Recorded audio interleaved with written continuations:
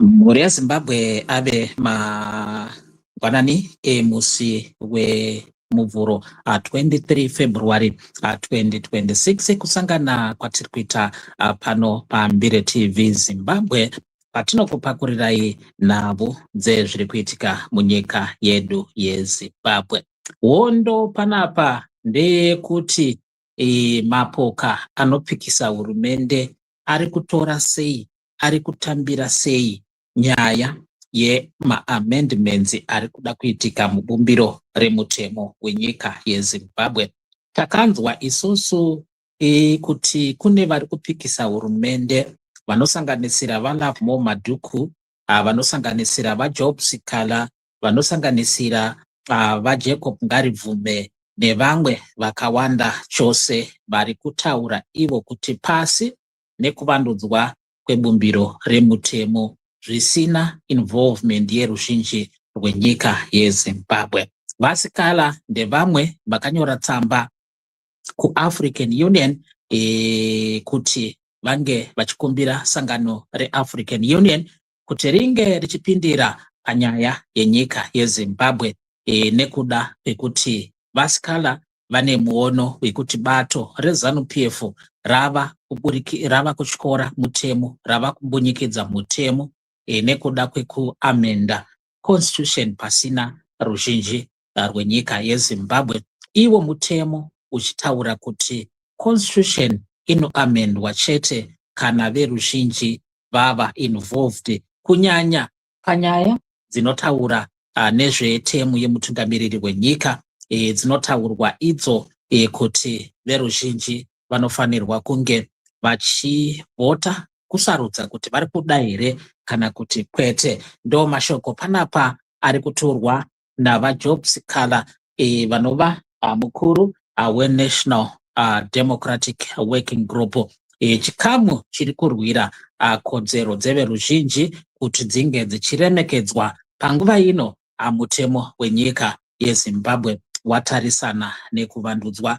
Panapa toda kunzwa adresi yavaJob Sikhala vachitaura maererano neruzhinji rwenyika yeZimbabwe kuti yava nguva yekuti veruzhinji vange vachipesana, vachipikisa zvakaomarara bato reZANU-PF chero nedzipi nzira kusanganisira mademonstrations. Ndichakumbirawo kuti vateereri mundizivise kuti vhidhiyo randichaplaya panapa ravaJob Sikhala vachipa adresi yavo mucharinzwa zvakanaka here? Munongokomenda mucomment section kana richinyatsonzwika zvakanaka. Share with you the current developments in terms of resisting the encroachment of the dictatorship against our people and the future of our country. I think once more again that means of this group for giving me this opportunity to be with you again today. The purpose being that as Zimbabweans we must continuously share developments and share modalities and ways on how we should rise up to the occasion for us to be able to make sure that we get involved in the state of governance of our country. It is the right and obligation of each and every Zimbabwean to be involved without restriction on the way how public affairs are being run in his country. So it is also very important that all of us should know that the obligation is not only the duty of few Zimbabweans for them to determine on how we should see that the future of our country is put in proper hands and in proper perspective. It is the duty of every citizen of our country to make sure that things are put right in Zimbabwe. The main thing that means they've asked me to speak about is the way how we have gone so far in terms of trying to also organize on our own way, the way of resisting the imposition of a ZANU-PF rulership for a long time. There is no doubt in the minds of Marakashi and the enemies of our people, specifically this evil dictatorial regime, that they know that the people of Zimbabwe no longer like them. These people have long lost legitimacy in the eyes of the people of Zimbabwe. They know that. They know that they are an illegitimate regime, a verdict that was given not only by SADC but by several international observer missions that came and observed our missions in 2023. Although I was in prison at that material time when I was confined at Shikurubi Maximum Prison, I was able to get the information and also the developments that was happening in my country. The developments in our country clearly speak to the imposition of an unwanted regime that has been rejected by the masses of our people. And ZANU-PF knows that they no longer have any modicum of legitimacy among the people of Zimbabwe. That's why they are trying to avoid by all means necessary the provisions of the Constitution that any amendment to the extension of term of office of the President or the Executive or Parliament must be taken to the masses of our people for them to vote yes or no. I've seen quite a number of many misguided elements of Marakashi and their crusade, saying that if you would look at some of the by-elections that have been held in our country, it is clear that ZANU-PF does not hesitate to hold a referendum for the people of Zimbabwe to decide whether they are in support of Constitutional Amendment Bill number 3 or not. Kutino iriko nyoka gaviriripo. Ngatiendeka kureferendum racho kana vachiona kuti they have got the support for them to sail through. Why are they fearing the masses of our people? They are fearing the masses of our people because they know and observed that the by-election results are a real facade you could never witness in Zimbabwe. Let me give you the example of the recent by-election in Kulumani constituency in Olawa. It is a constituency with 23,000 registered voters.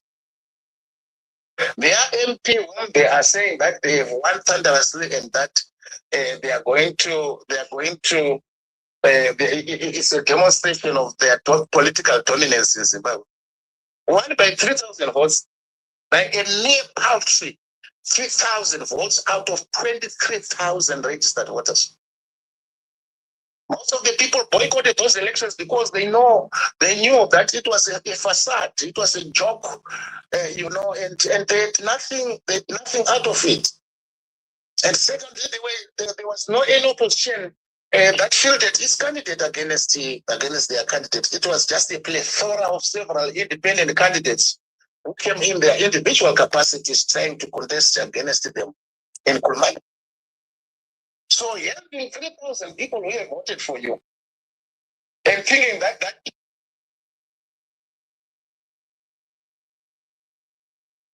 number would win them a referendum is a joke out of 23,000 registered voters. And also they know that the referendum only requires somebody to possess a valid Zimbabwean identity document, either your ID or your passport, for you to be able to go and cast your vote either yes or no at the referendum. And there is no doubt in their heads that they will be overwhelmed by the masses of the people to reject en masse the referendum.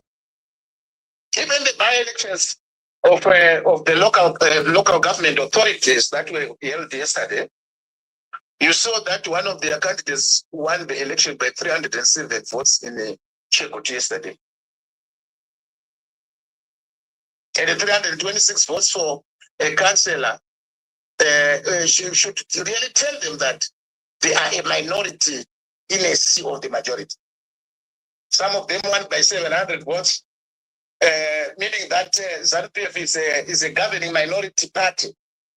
And these elections, without any opposition, it was only individuals that that stood as independents who did not have anything to represent any political party or organization. But the issue of Constitution Amendment number 3 is well known to each and every Zimbabwean that all of us are determined for us to rebut them at the referendum.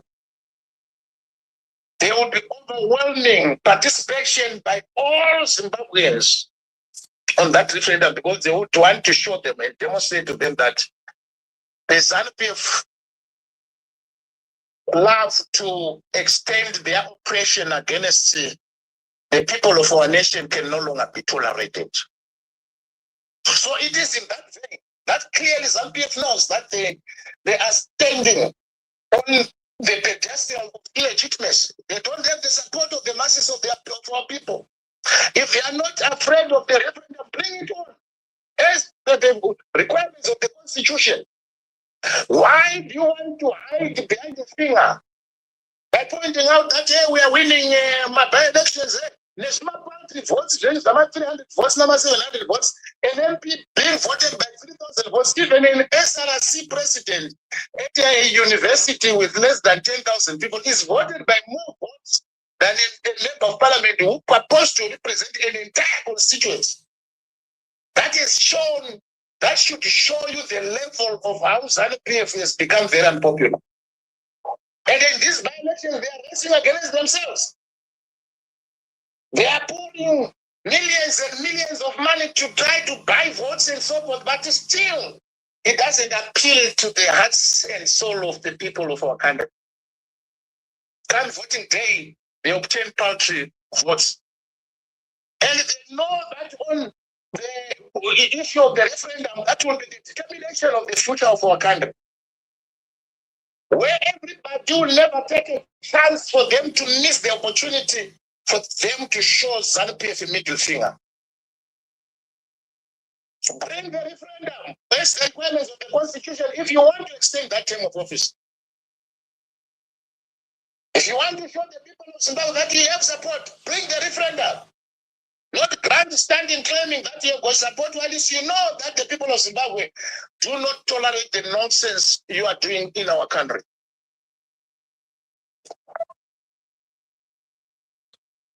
Kana Mnangagwa akabulldoza pane chatingakwanisa kuita here.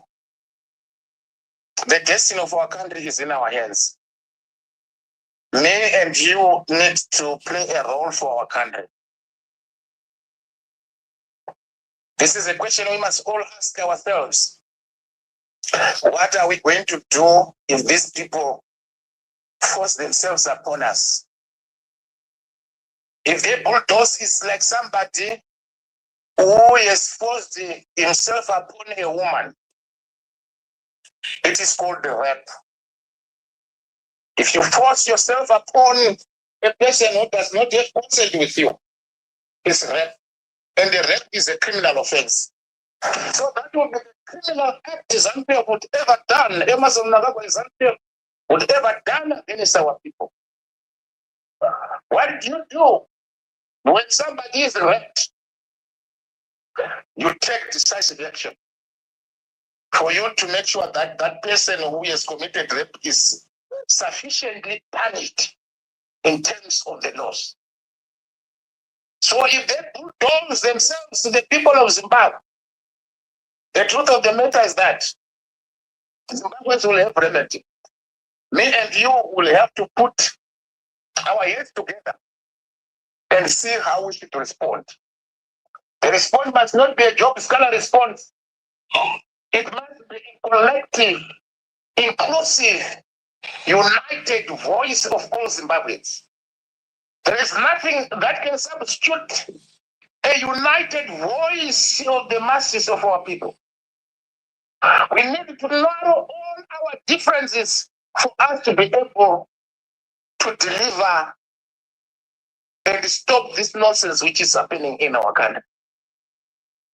So it will need all our collective effort to make sure that we stop this nonsense. If we bulldoze, that's rape. Rape against the people of our country. And that would call upon all of us to find a way forward of what we should do. Not an individual to come and impose his or her own thinking about what should happen.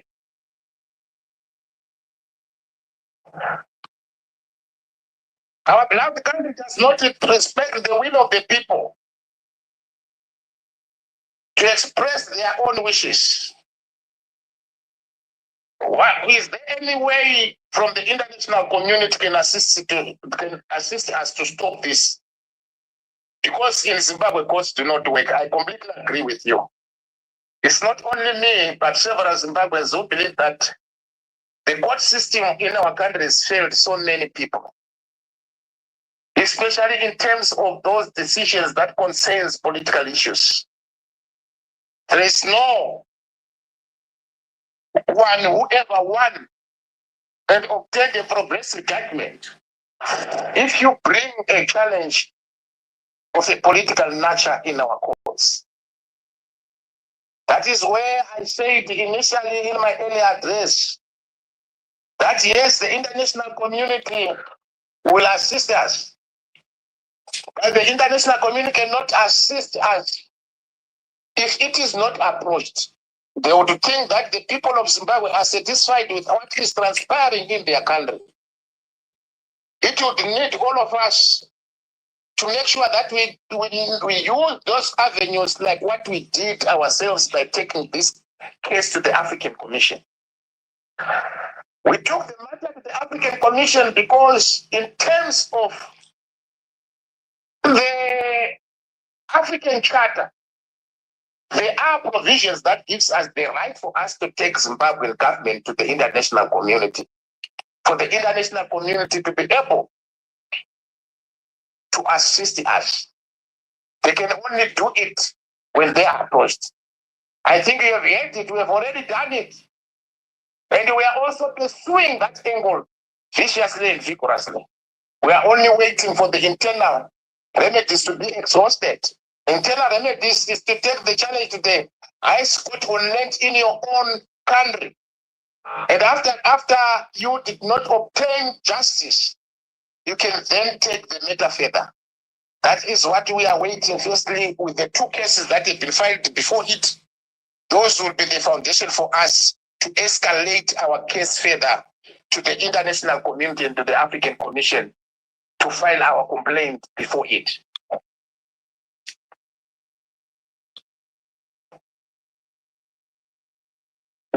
What should citizens help to stop this manipulation of our constitution? The citizens, you shall give us the way forward on what should be done for us to stop this nonsense, and truly it shall come. We are going to engage in multiple consultations with the masses of our people for them to tell us what we should do for us to stop this nonsense. This nonsense cannot be stopped by any individual. It can only be stopped, like what I earlier said, by our collective efforts as the citizens of Zimbabwe to correct the wrong and stop the rubbish. That is how you citizens are going to stop it. The time shall come. At the present moment, it is our time for us to massively mobilize ourselves. Mobilize yourselves into groups of people who are debating this issue vigorously among yourselves. And during the period of the vigorous debate, you will hear the suggestions that shall come from our people. So don't despair. The citizens, you have got the way forward, and the way forward shall come. Already spoken about is that I have already spoken about. My final word to you, dear Zimbabweans, is that now is the time for us to put our heads together. It's the time for us to come together as the people of Zimbabwe. Let us be united and rally behind this agenda against 2030. No one will be able to do it for ourselves, but it is incumbent upon ourselves as the people of Zimbabwe to stop the nonsense that is happening in our country. Our citizens are suffering all over. In the future, I think Zimbabweans will be the people who will be stopped to go to any other country, because now we have occupied space in almost every country in the world. Whether you go to Mozambique, whether you go to Tanzania, whether you go to Malawi, whether you go to Zambia, whether you go to Congo, whether you go to South Africa, whether you go to Lesotho, to Swaziland, to Botswana, to Namibia, to Angola, to Nigeria, to the UK, in America, in Asia, everywhere, you will find a Zimbabwean everywhere. There is a story that I always tell Zimbabweans. That one day I traveled to a country called Indonesia, and I went to the city called Bali. I went to Bali on a parliamentary business some years ago. After my arrival in Bali, and when I was checking in, it's a very hot country, humid, and the weather is extremely, extremely hot. When I checked out of the airport, for me now to get into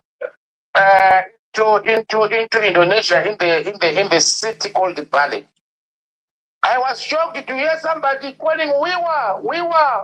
I said, who is this? We have seen me in this so far away country like this. When I looked back, I saw a black man. This was a Zimbabwean who was working as a general hand at the airport in Bali. He was one of those people who sweep and driving that crane that moves around cleaning at the airport. I said, how did you come to be here in this land of Indonesia? He said, I took a ship from South Africa to Australia when I wanted to go and sneak into Australia. When I arrived in Australia and tried to disembark into the shores, I was caught by the border patrol, by the coastal border control of Australia. They took me and threw myself into the ship that later dropped me here in Bali. I had nowhere to go. I didn't know where I was.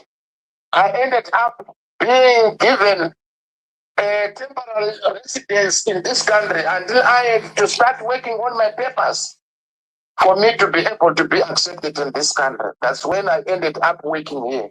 The only skill that I had is that I had a Class 2 driver's license, which I wanted to go and use and become a truck driver in Australia.